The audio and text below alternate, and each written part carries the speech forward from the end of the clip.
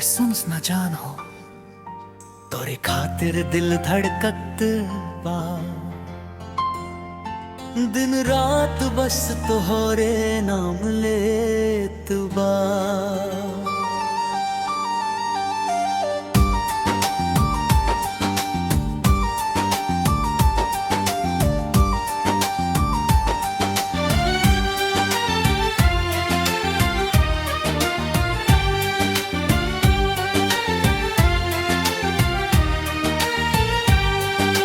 तोहरा बिना दिल ना लागे साजन हो।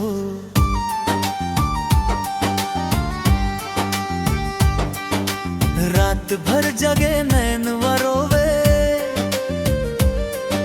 चांदनी में तोहरे चेहरा दिखे। सपना में आके हमके छुए, गाँव के गलियन में नाम तोहार गूंजे। हर धड़कन बोले बस तू ही तू समझे। काहे तू दूर भइलू हमसे सनम, हम तड़पत बनिया जाब हमदम। आजा हो जा नडा जा गले, तोहरा बिना जी ना पाई हम भले। तोहरे प्यार में हो गई दीवाना, अब न छोड़े चाहे हो जाए जमाना।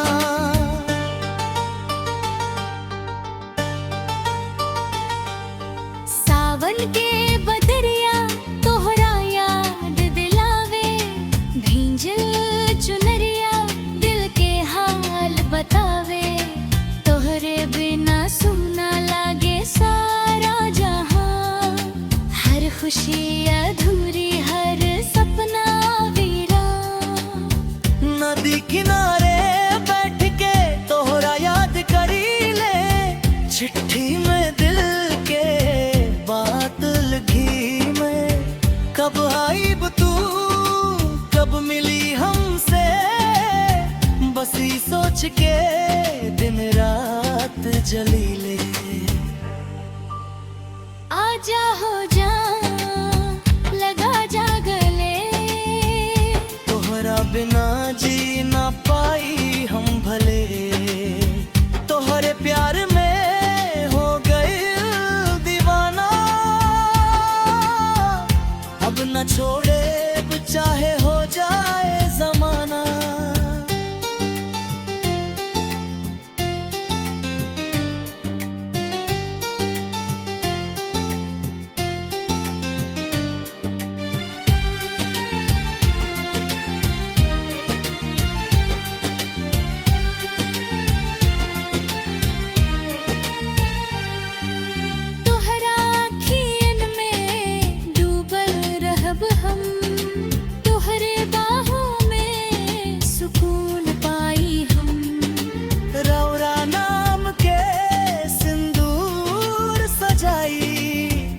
जन्म जन्म साथ निभाई।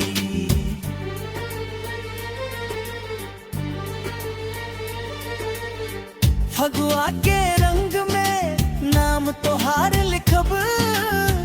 हर जन्म में बस तोहरा ही चाहब। माथे पे चुनरी, हाथ में मेहंदी, तोहरे संग बिता देब जिंदगी। साजन हो अपना तरस तेरी, दिलवा टूट जाई हो जाई अंधेरी। आजा जल्दी सजना हमार, तोहरे बिना लागे सोना संसार।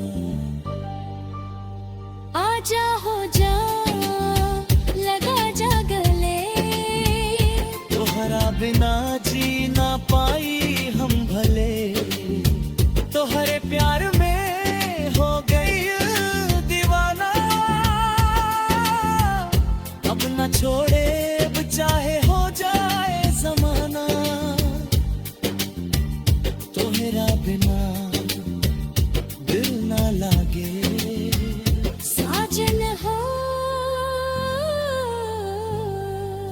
वापस आजा